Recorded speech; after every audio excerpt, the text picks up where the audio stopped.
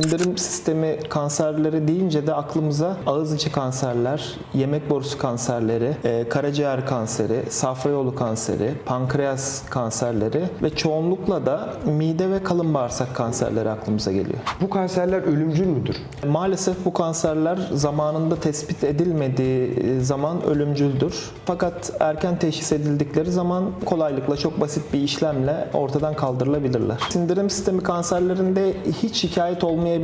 Belli zaman periyotlarında, özellikle de ailede bu tarz bir kanser öyküsü yoksa 45 yaşından sonra mutlaka periyodik taramalarını yaptırmak durumunda hastalar. Basit bir demir eksikliği ve kansızlık deyip belli bir yaştan sonra geçiştirilmemeli. Özellikle menopoz sonrası kadınlarda ve tüm yaş grubundaki erkeklerde.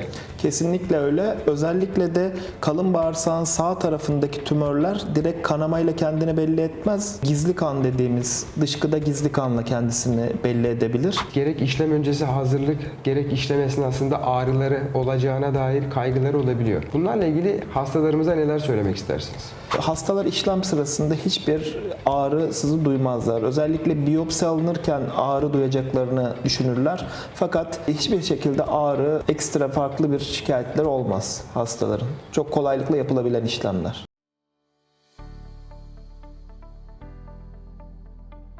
Merhabalar, hoş geldiniz Tolga Hocam. Merhabalar, hoş buldum. Tolga Hocamız genel cerrahi doçentimiz. Bugün Tolga Hocamızla sindirim sistemi tümörlerini konuşacağız. Sindirim sistemi tümörleri nedir hocam? Şöyle bahsedeyim, sindirim aslında ağızda başlar ve anüste, kalın bağırsakların sonunda biter. Sindirim sistemi kanserleri deyince de aklımıza ağız içi kanserler, yemek borusu kanserleri, karaciğer kanseri, safra yolu kanseri, pankreas kanserleri ve çoğunlukla da mide ve kalın bağırsak kanserleri aklımıza geliyor. Hocam en sık gördüğümüz sindirim sistemi tümörlerinin mide ve bağırsak tümörleri olduğunu söylediniz, bizimle paylaştınız. Evet. Bu kanserler ölümcül müdür?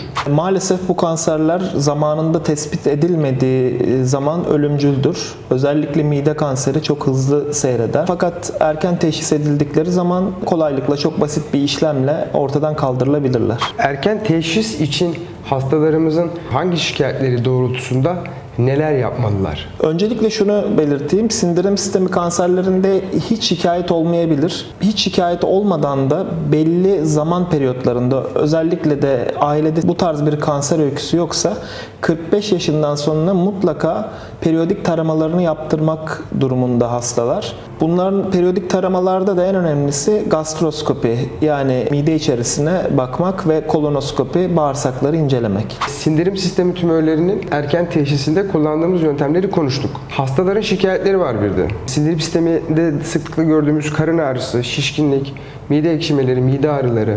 Biraz da bunlardan bahsetsek. Aslında sindirim sistemi kanserlerinin şikayetleri basit.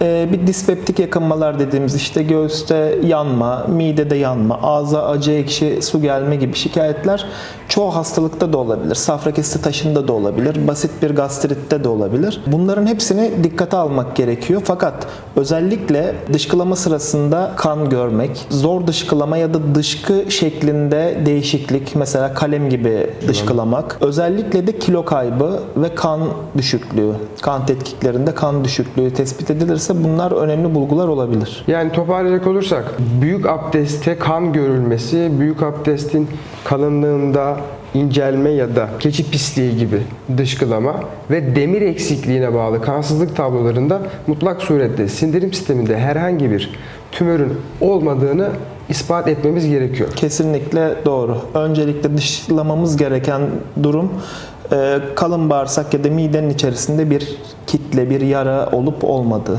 Oradan gizli kanamaların olabileceği hastalarımızın aklında sürekli kalmalı bence. Basit bir demir eksikliği ve kansızlık deyip belli bir yaştan sonra geçiştirilmemeli. Özellikle menopoz sonrası kadınlarda ve tüm yaş grubundaki erkeklerde. Kesinlikle öyle. Özellikle de kalın bağırsağın sağ tarafındaki tümörler direkt kanamayla kendini belli etmez. Gizli kan dediğimiz dışkıda gizli kanla kendisini belli edebilir. Çok kolay böyle tıkanıklık gibi bulgu da vermez. Kalın bağırsağın sağ tarafı oldukça genişlemeye müsaittir. Fakat sol tarafında yerleşmiş olan tümörlerde bunlar daha çabuk tıkanma bulgusuyla ortaya çıkarlar. Daha hızlı büyürler ve dışkılama sırasında kanla ortaya çıkarlar. malum hastaların yedikleri içtikleriyle alakalı kafalarında ciddi soru işaretleri olabiliyor. Evet. Sigara kullanımı, alkol kullanımı, günlük hayatın rutin işleyişindeki stres faktörleri.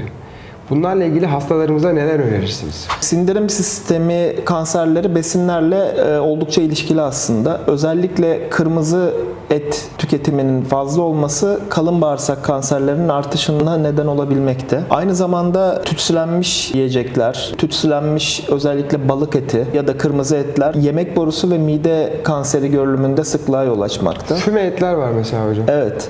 Füme Özellikle etler. hindi fümeden artık son günlerde çok sık söz edilir hale geldik. Doğru, haklısınız. Füme etler bahsettiğim gibi özellikle Japonya'da mide kanserinin görülme sıklığının fazla olması aslında bu tarz tütsülenmiş ve füme şeklinde sunulan balık etleri. Evet. Sindirim sistemi tümörlerinin gerek teşhisinde gerek büyümeden önceki polip dediğimiz durumlarda onların kopik olarak çıkarılması, alınması, patolojiye gönderilmesi ya da hem teşhis hem tedavilerinde kullandığımız endoskopi işlemleriyle ilgili hastalarımızın genel olarak bir tedirginlikleri, endişeleri oluyor. Gerek işlem öncesi hazırlık, gerek işlem esnasında ağrıları olacağına dair kaygıları olabiliyor. Bunlarla ilgili hastalarımıza neler söylemek istersiniz? En sonuna söyleyeceğimi en baştan söyleyeyim. Aslında korkacak hiçbir şey yok. Çünkü artık bu tarz işlemler, gastroskopi ve kolonoskopi işlemleri anestezi altında hasta hiçbir şekilde ağrı acı duymayacak şekilde yapılıyor. Tabii ki her işlemin bir komplikasyonu var ama bu komplikasyon oranı oldukça düşük. Hastalar işlem sırasında hiçbir